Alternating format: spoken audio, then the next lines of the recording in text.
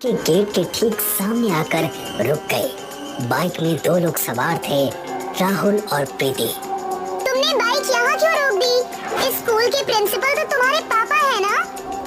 हाँ, तुमने सही कहा। इस स्कूल के प्रिंसिपल मेरे ही पापा हैं। लेकिन तुम तो बोल रहे थे कि तुम्हारे दोस्त का रूम खाली है।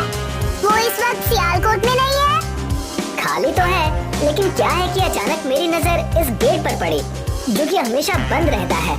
देखो प्रीति, गेट इस वक्त खुला हुआ है। इससे बेहतर रोमांस करने की जगह हमें और कोई मिल ही नहीं सकती।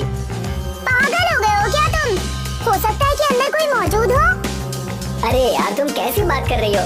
इस स्कूल के प्रिंसिपल मेरे पापा हैं। मैं भी इसी स्कूल से पढ़ा हूँ। मुझे लगता है चपरासी गेट में ताला लगाना भूल गया। हमें इस मौके का फायदा उठाना चाहिए।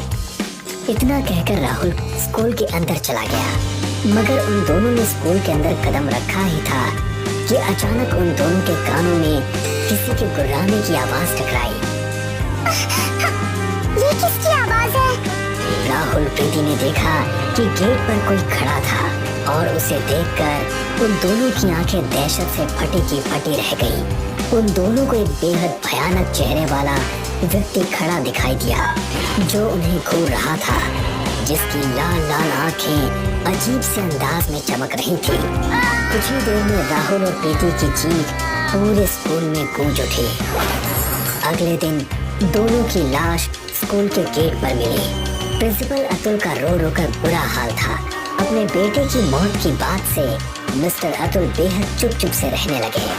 वो अपने ऑफिस में बैठे हुए थे कि तभी मैथ्स के टीचर मिस्टर वर्मा उनके ऑफिस में आ गए। वो मेरा इकलौता जवान बेटा था, जो मुझे छोड़कर चला गया और आज तक उसके हत्यारे का पता नहीं चल पाया। बुरा न माने सर, तो आपसे एक बात बोलूं? जी बोलिए। सर, आपको राकेश तो याद है ना?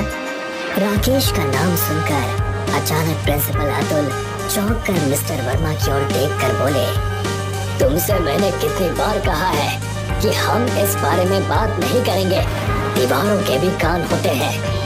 मैं आपसे यही कहने की कोशिश कर रहा हूँ सर, कि उस रात के बाद से ही आपको नहीं लगता कि स्कूल में कुछ भी सही नहीं चल रहा? मुझे तो हर तरफ उसी की आवाजें सुनाई देती हैं। बकवास बंद करो।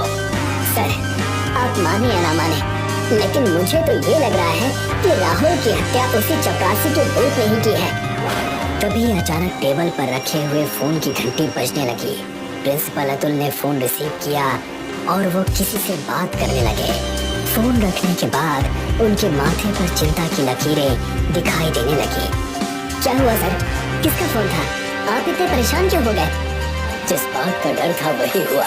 एक तो अब तक मैं अपने बेटे की मौत के गम से नहीं उबर पाया हूँ, और ऊपर से ये पुलिस। सर, आप कहना क्या चाहते हैं? राकेश की माँ ने हम सबके खिलाफ, इस स्कूल के खिलाफ पुलिस में कंप्लेन की है।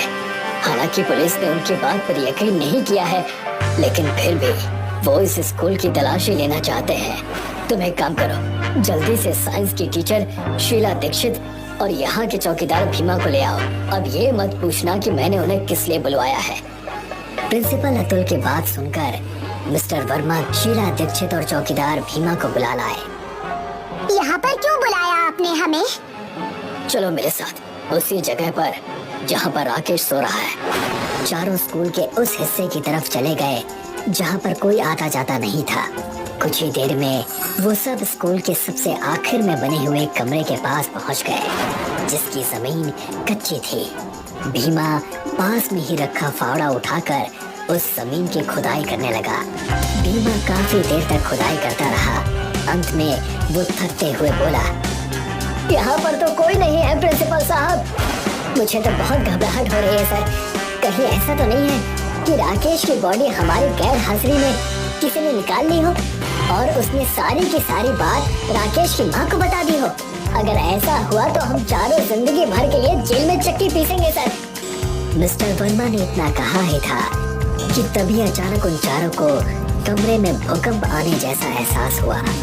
देखते ही देखते जमीन फट गई और उसमें से एक बेहद भयानक काले और स्याह चेहरे वाला व्यक्ति, जिसकी आंखें अंगारों की तरह बिल्कुल लाल थी, उन चारों को खा जाने वाली नजरों से देखने लगा।